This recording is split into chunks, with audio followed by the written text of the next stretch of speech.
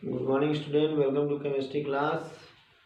How are you? I hope all are you fine, and your examination will start very soon. So I hope you are ready for examination, and we are going to revise chapter first of the organic chemistry, basic concept of organic chemistry. Yesterday we completed the revision of second chapter of organic chemistry, that is hydrocarbons.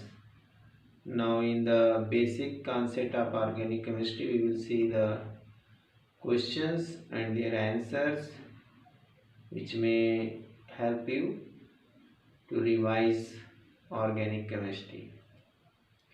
Okay student, let's start. First question is, what is the hybridization? What is the hybridization? Hybridization, state of each carbon, state of each carbon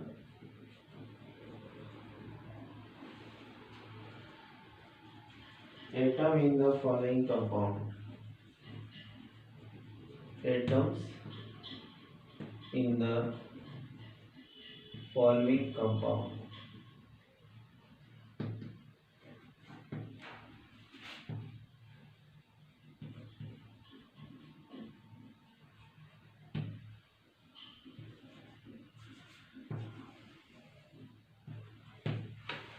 कुछ compounds दिए हैं जिनके अंदर hybridisation पता करना है. CH2 double bond C double bond O, CH3 CH double bond CH2, CH3 whole twice CO, and CH2 double bond CHCl and C6H6. इन सारे compounds में हमें हाइब्रिडाइजेशन पता करना है प्रत्येक कार्बन का.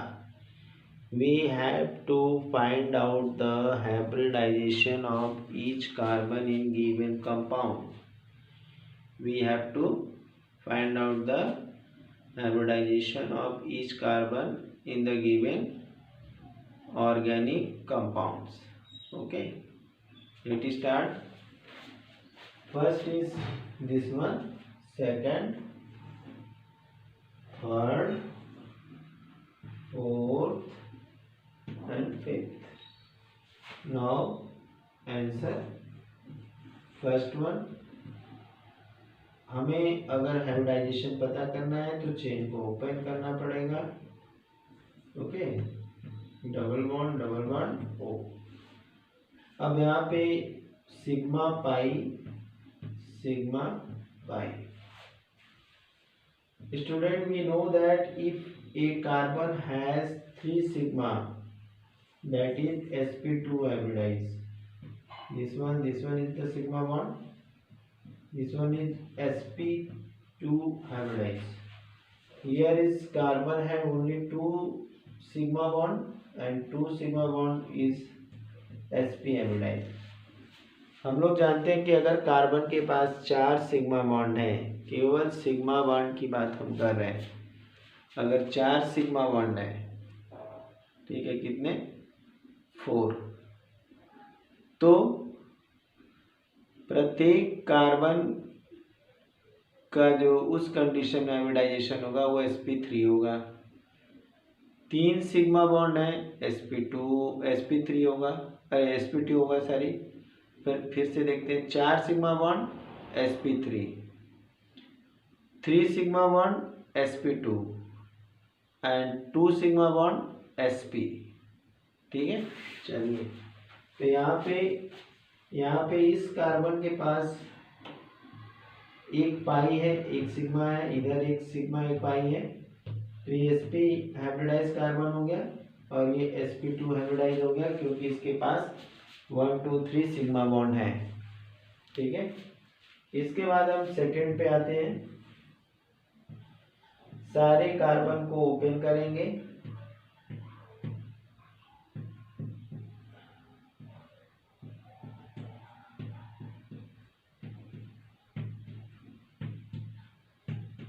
ओके।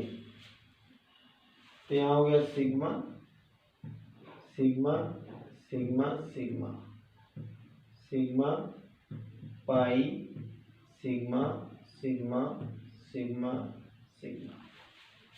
अब इसके पास 4 सिग्मा है, sp3। इसके पास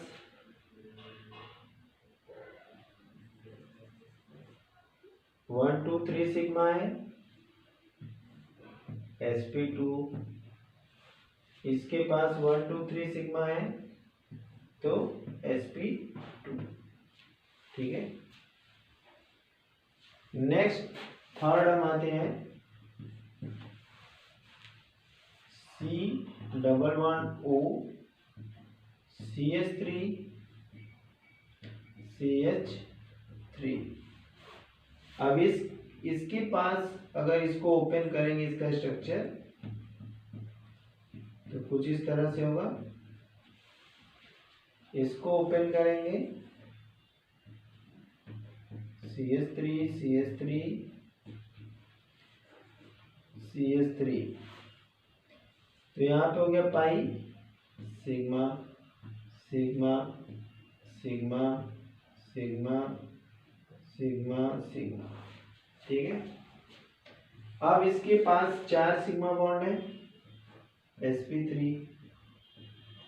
इसके पास 1 2 3 4 सिग्मा बॉन्ड है, तो ये भी हो गया sp3। इसके पास 1 2 3 है, तो sp2। ठीक है, ऐसे हम हाइब्रिडाइजेशन को कैलकुलेट कर सकते हैं। चलिए अब हम फोर्थ भी देख लेते हैं, लगे हाथ। यहाँ पे कितने कार्बन है, कार्बन को ओपन करेंगे, H okay, double bond CH, single bond, triple bond N। ठीक है, अब इसके पास 1 sigma sigma pi sigma sigma sigma pi pi and sigma. ठीक है, तो यहाँ पे 1 2 3 sigma sp2, 1 2 3 sigma sp2, here is 2 sigma sp। ठीक है, ऐसे हम हाइब्रिडाइजेशन पता कर लेते हैं। ठीक है, नोट कर लीजिए फटाफट। तो हम नेक्स्ट पे आते हैं।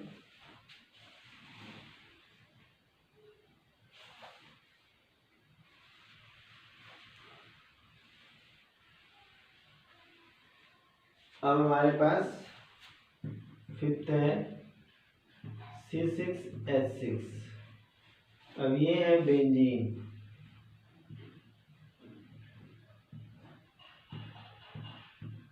यहाँ हाइड्रोजन, यहाँ हाइड्रोजन, यहाँ hydrogen, hydrogen, hydrogen.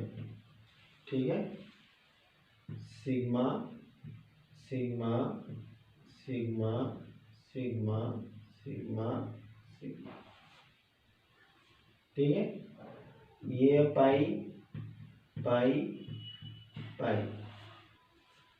This one is sigma, here is sigma, here is sigma, here is sigma, sigma sigma।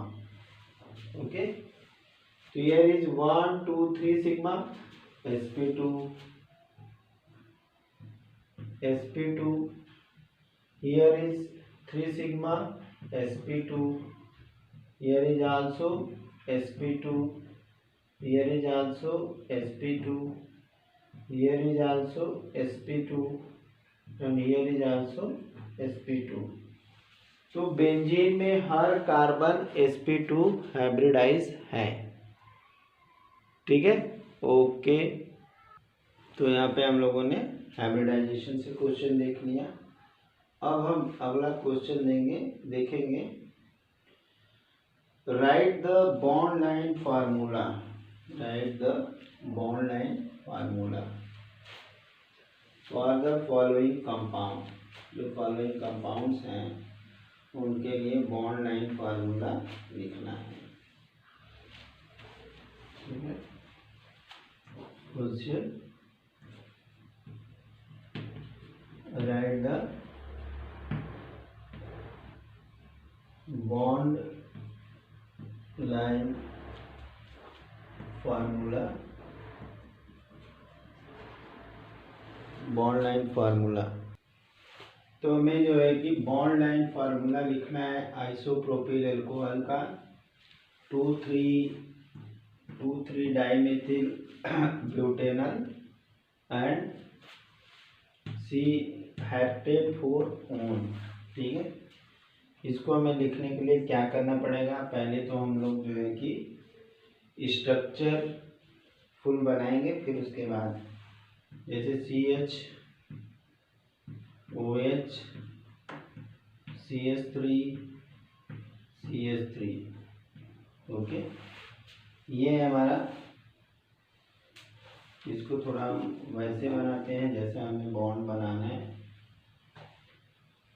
CH3 CH OH CH3। अब यहाँ पे हमारा क्या हो गया? इसको हमें बनाना होगा तो ये हमारा हो गया OH आइसोप्रोपेन। ये दोनों CH3 हो गए, ये OH हो गया। ठीक है, नेक्स्ट हमारा है जो है CH3 CH CH3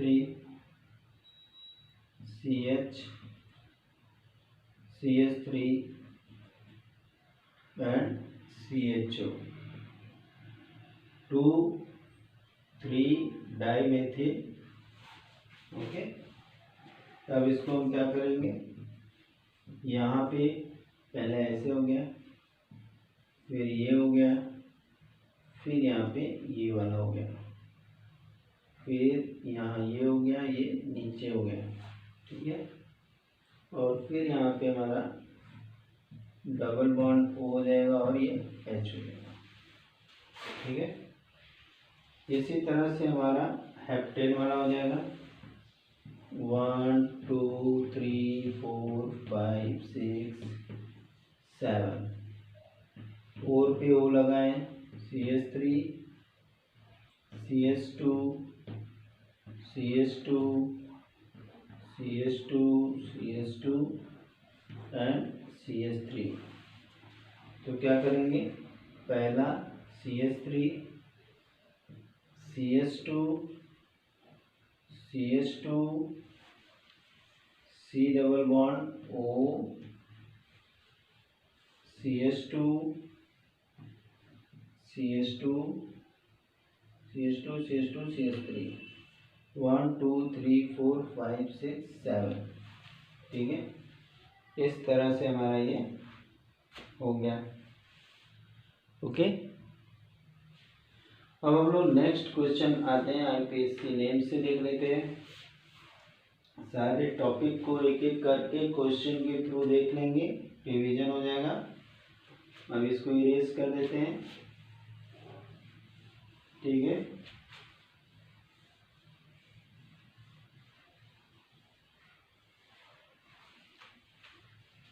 give the IUPAC name of the following compound.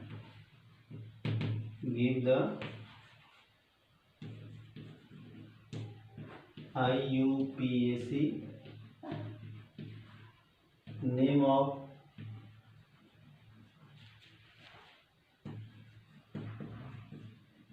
Following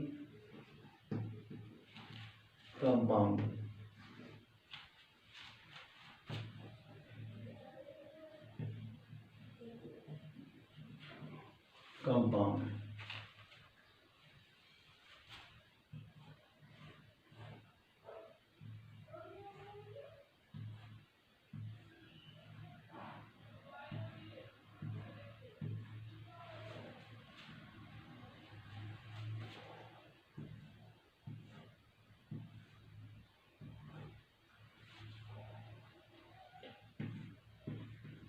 CN, ठीक है, ये कंपाउंड है, इनके IPSC नेम लिखने हैं। ट्राई करिए जरा, फटाफट ट्राई कर लीजिए। क्या होगा, पहले नंबरिंग करेंगे। ये तुम्हारा बेंजीन रिंग है, 1 2 3 4, ठीक है। और यहाँ पे 1 2 3 4 5 एंड 6, ओके। अब किसको डिसाइड करेंगे, फिर यहाँ पे नंबरिंग कर लेते हैं 1 2, इधर से फंक्शनल ग्रुप है 1 2 3 4 5, ठीक है। तो यहाँ पे क्या हो जाएगा, 3 methyl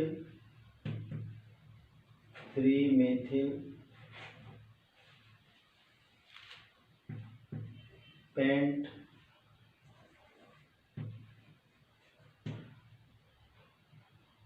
1 nitrile, okay.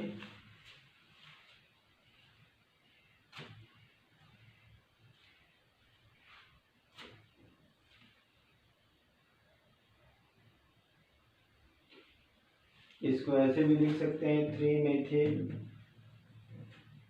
Methyl pentane nitrile 1 nitrile, okay. अब यहाँ पे क्या हो जाएगा, 1 2 3 लेंगे तो यहाँ पे कितने कार्बन है, 1 2 3, हियर इज 1 2 3।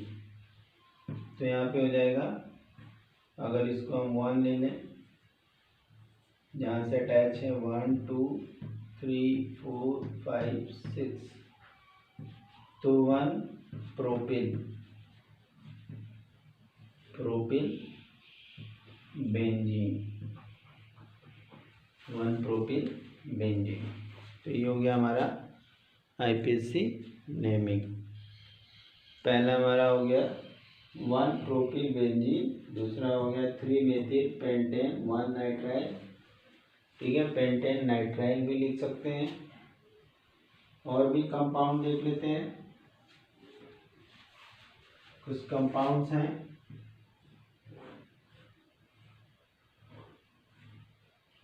1 2, तो इधर से नंबरिंग करेंगे, नज़दीक है ये ब्रांच, 1 2 3 4 5 6 7, तो ये क्या हो जाएगा, 2 5 die methyl heptane,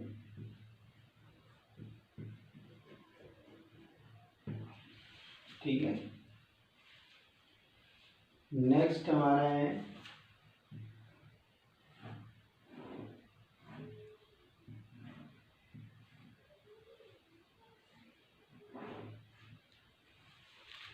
chlorine and bromine, तो 1 2 3 4 5 6 7, जिधर से फंक्शनल ग्रुप नज़दीक होते हैं वहीं से हम लेते हैं, ठीक है। तो यहाँ से हमारा हो गया 2 bromo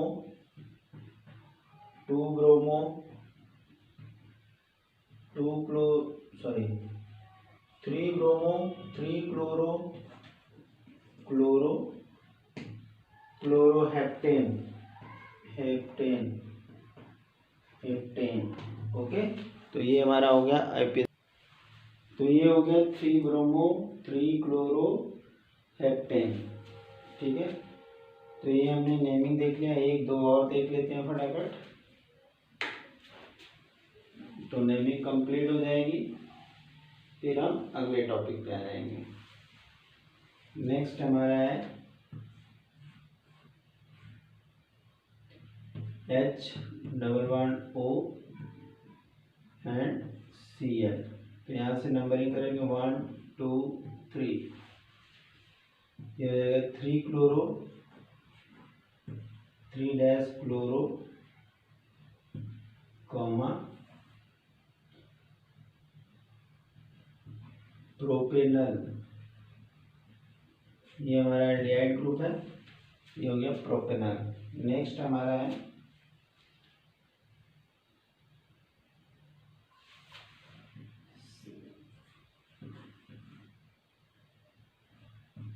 OHCl। Number of carbon is 1 and 2। 2 chloro ethanol.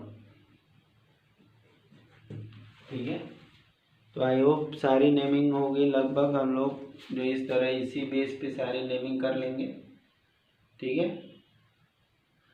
चलिए अब आते हैं नेक्स्ट टॉपिक पे, इलेक्ट्रॉनिक ट्रांसमिशन पे। क्या क्वेश्चन है?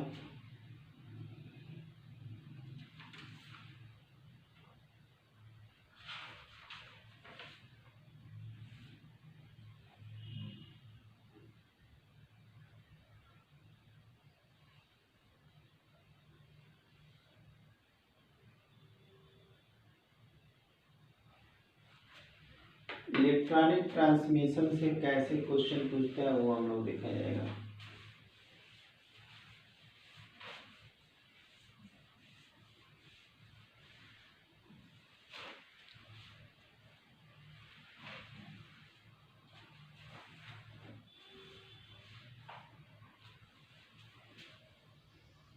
पहला क्वेश्चन है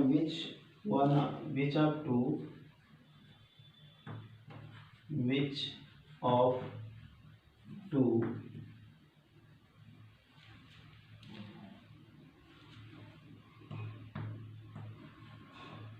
O2N CH2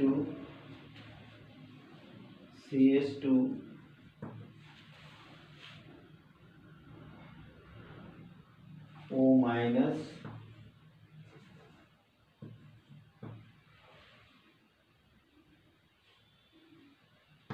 और CH2O minus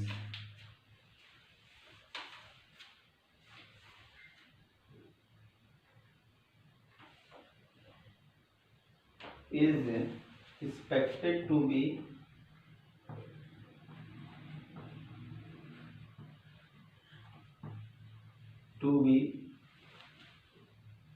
more stable and why? More stable and why? क्यों? इनमें से कौन मोर स्टेबल है और क्यों? ठीक है, यहाँ पे हमें बस देखना है कि कहाँ पे डीलोकलाइजेशन ऑफ इलेक्ट्रॉन ज़्यादा है।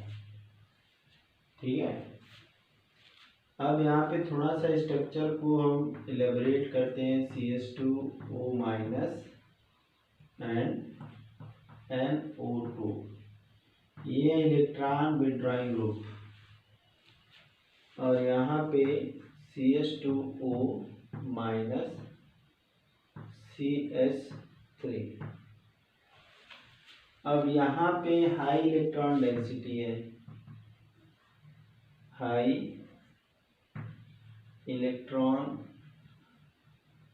डेंसिटी, इसके कारण यहाँ पे लो इलेक्ट्रॉन डेंसिटी।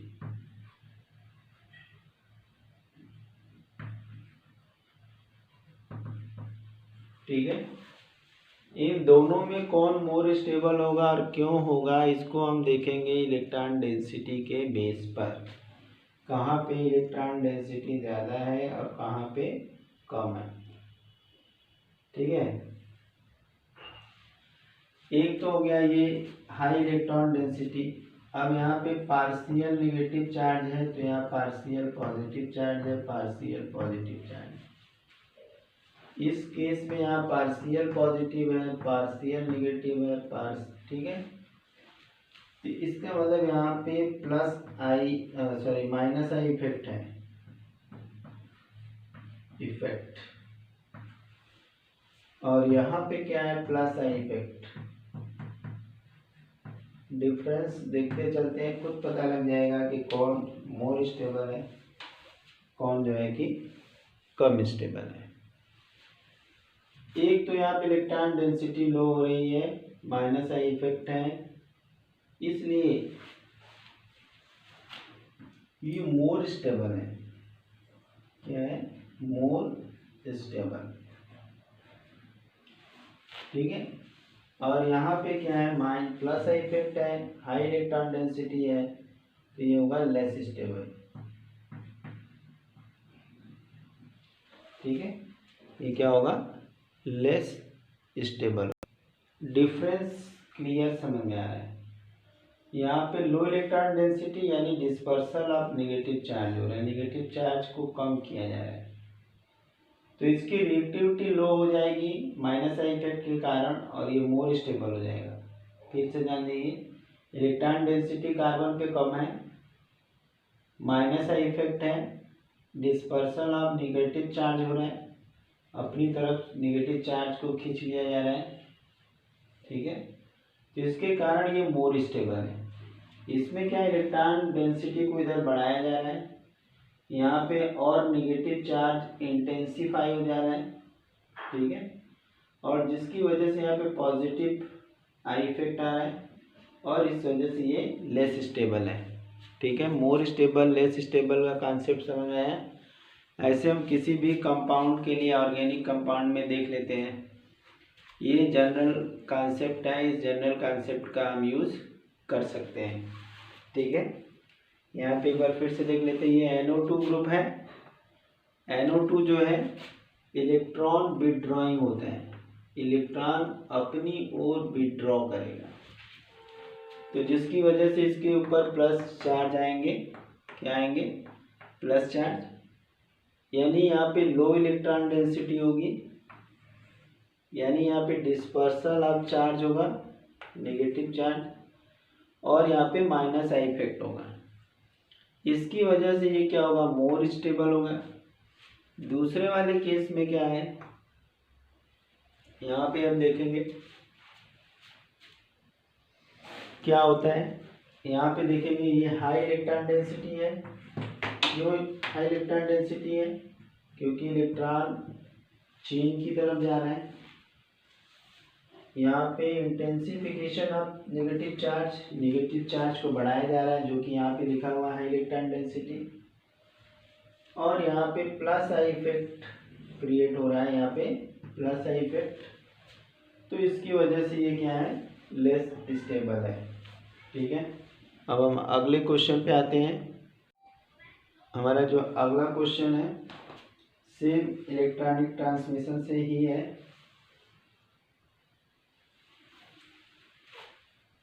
ये एक जनरल कॉन्सेप्ट है, जहाँ पे स्टेबिलिटी इनस्टेबिलिटी की बात आएगी तो हम चेन में minus I plus I effect के बेस पे बता सकते हैं। नेक्स्ट क्वेश्चन है कि explain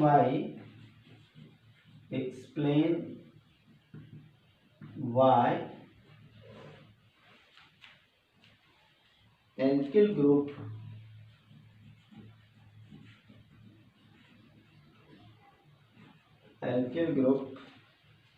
act as a electron donor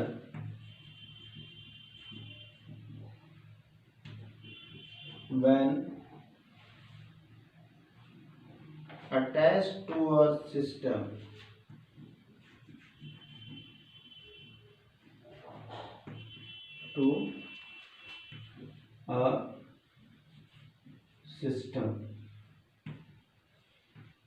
ठीक है। एक्सप्लेन करना है कि एल्किल ग्रुप जब किसी सिस्टम से अटैच होता है तो डोनर का काम क्यों करता है, डोनर का काम क्यों करता है। किसी भी सिस्टम से अगर एल्किल ग्रुप, अभी हमने एक क्वेश्चन में देखा इलेक्ट्रॉन डोनेटिंग का काम कर रहा था, तो इसके पीछे सिंपल सा रीजन है, due to hyper conjugation.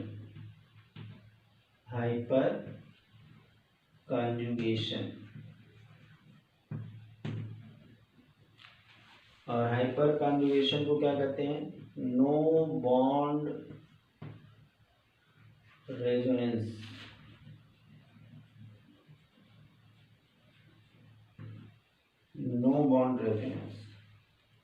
Okay. अब ये हाइपर कॉन्जुगेशन के कारण एक जो है कि कॉन्जुगेटेड सिस्टम बना देता है, जिससे कि रेजोनेंस क्रिएट हो जाता है। ठीक है, तो इसके आगे कल हम लोग डिस्कस करेंगे। Have a nice day.